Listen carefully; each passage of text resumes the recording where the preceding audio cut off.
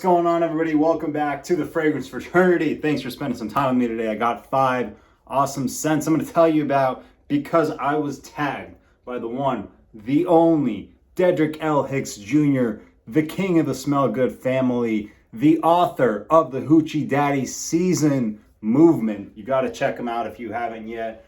He's all about positive energy, positive vibes, and I get down with that. I am as well, if you haven't noticed.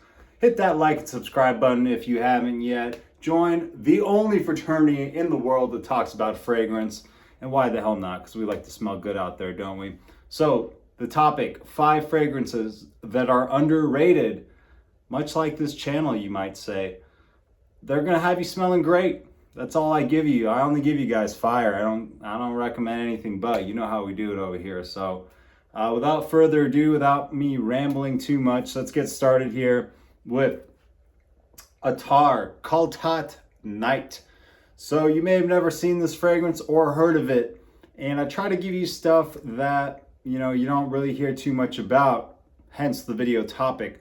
So this is from Attar, I believe, and you may be asking yourself, what in the world prompted you to buy this Middle Eastern fragrance that nobody even talks about?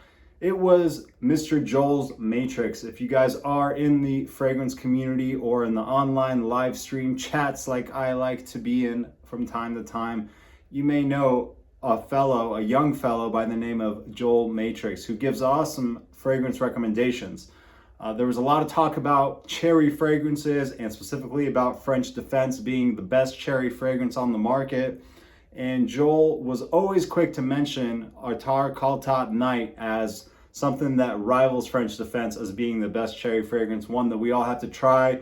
And I think I'm like the first one in our little group that has went ahead and bought a bottle just off his recommendation. And I got some thoughts. I'm going to tell you about it right now. So this is, first and foremost, excellent, a beautiful fragrance. I wouldn't necessarily call this a cherry fragrance, the same that I would French Defense. French Defense, the cherry is in the forefront. It's right up in your face. There is no denying you smell that cherry. The cherry here, I'd say, plays kind of in third place, mainly behind the cinnamon and apple that really dominate it. But as it dries down and as this bottle's matured a little bit, I do get more of the cherry. This is like a cinnamon apple cherry. It is definitely a gourmand. It has a good amount of spiciness coming from that cinnamon. And typically, I'm not the biggest fan of cinnamon, but the way it's done here is beautiful. If you like Angel Share, and you can imagine Angel Share without the booziness, or if you like PDM Wajan, this plays a very, very similar nuance to those two fragrances and is excellent quality. I believe you can get this in about the $70 range. Oils are working beautifully off my skin, and the performance is fantastic.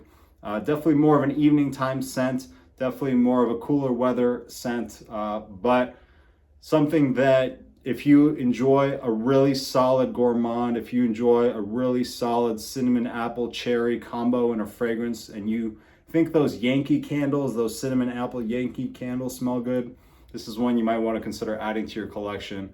Thank you, Joel, for another great recommendation with Khaltat Night. Let's keep it moving here with probably either my first or second place favorite woody fragrance in my collection. This is Mancera Fig Extasy.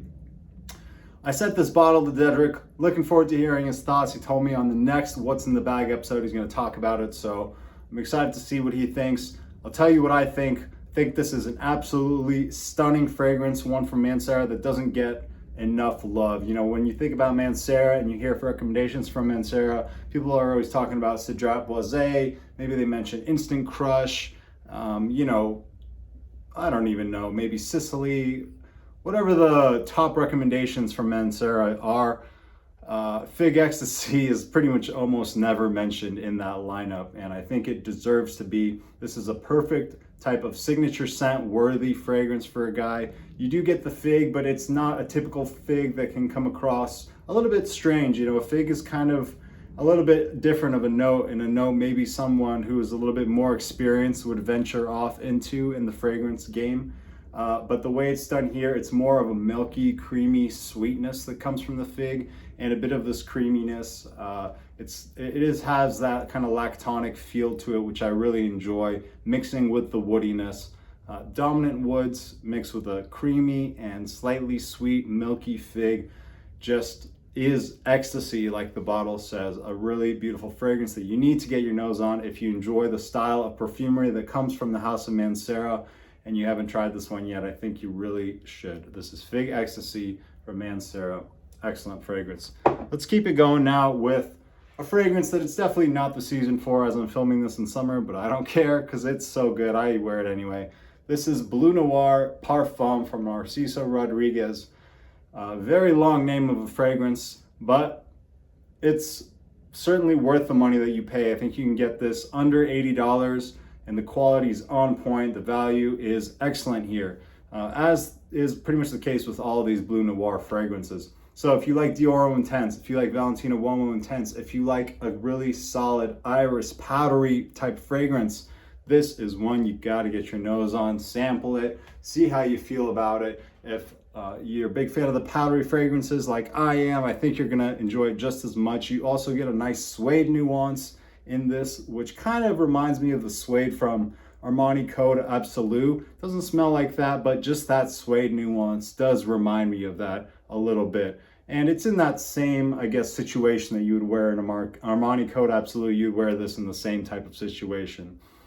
This is powdery goodness. You still get some of that Narciso Rodriguez Bleu Noir DNA melded in there, but this is certainly the most fall and wintertime appropriate take on that DNA, and probably the most divisive, seeing as you really have to enjoy powdery fragrances like I've probably mentioned 3 times already, so I'm going to stop repeating myself, but get your nose on this one if you like a really solid iris fragrance. Bleu Noir Parfum.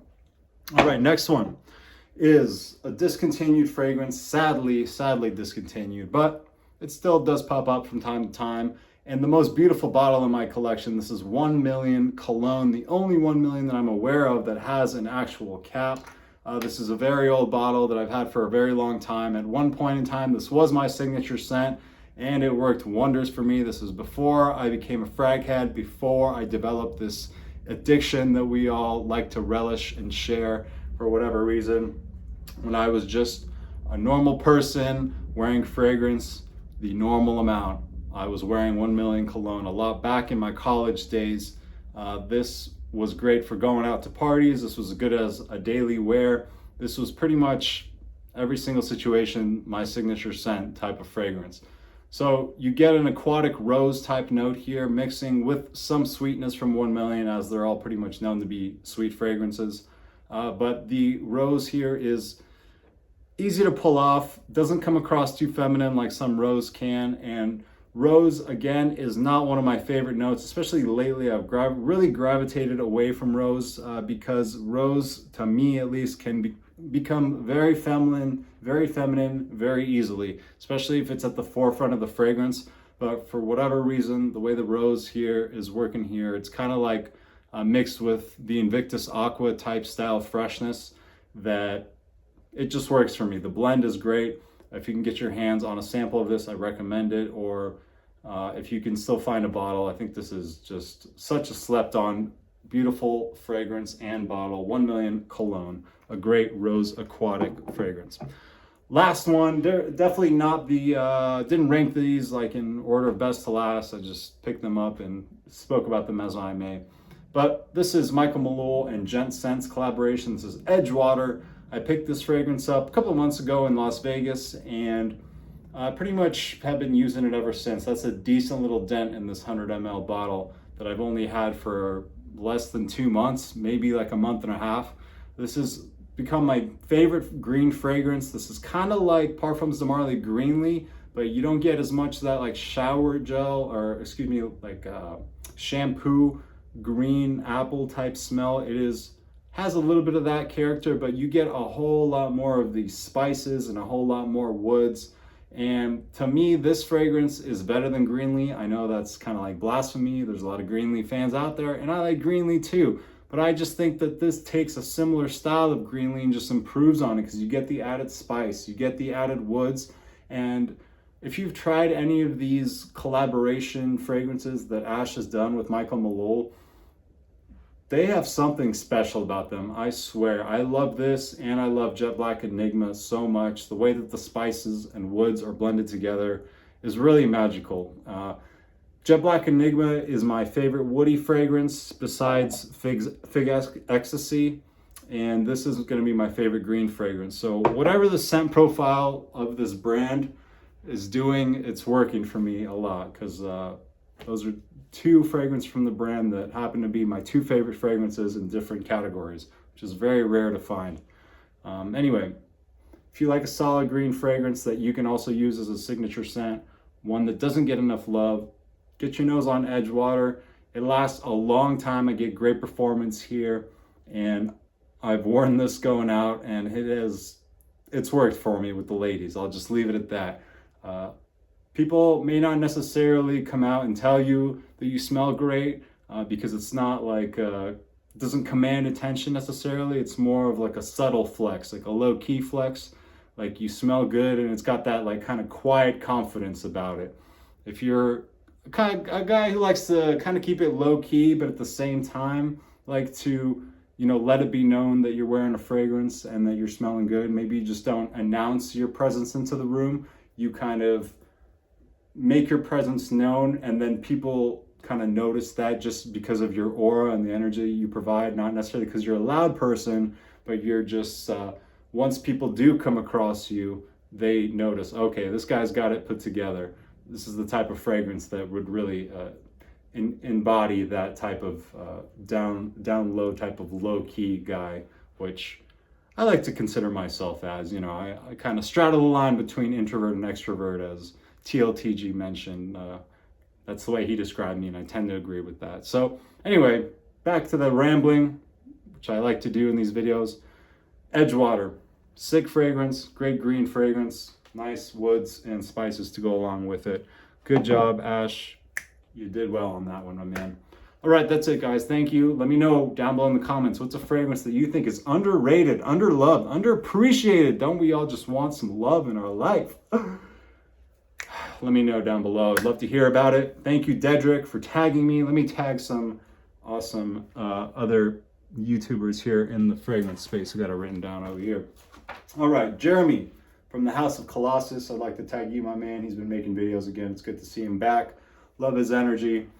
TZ Fragrance guy has sick recommendations, and he's always giving you stuff that you're not hearing about on all the channels. You know, there's like 50 fragrances or so that you just hear over and over, and TZ Fragrance is going to give you ones that no one talks about. So if you're getting deeper into this, check out TZ Fragrance. Vince Scents, you guys definitely want to check him out. He's got like every freaking duo fragrance and a lot of different clones too. So if you're interested in like, you know, some good alternatives or some good clones, or definitely any of the duos, he's got you covered.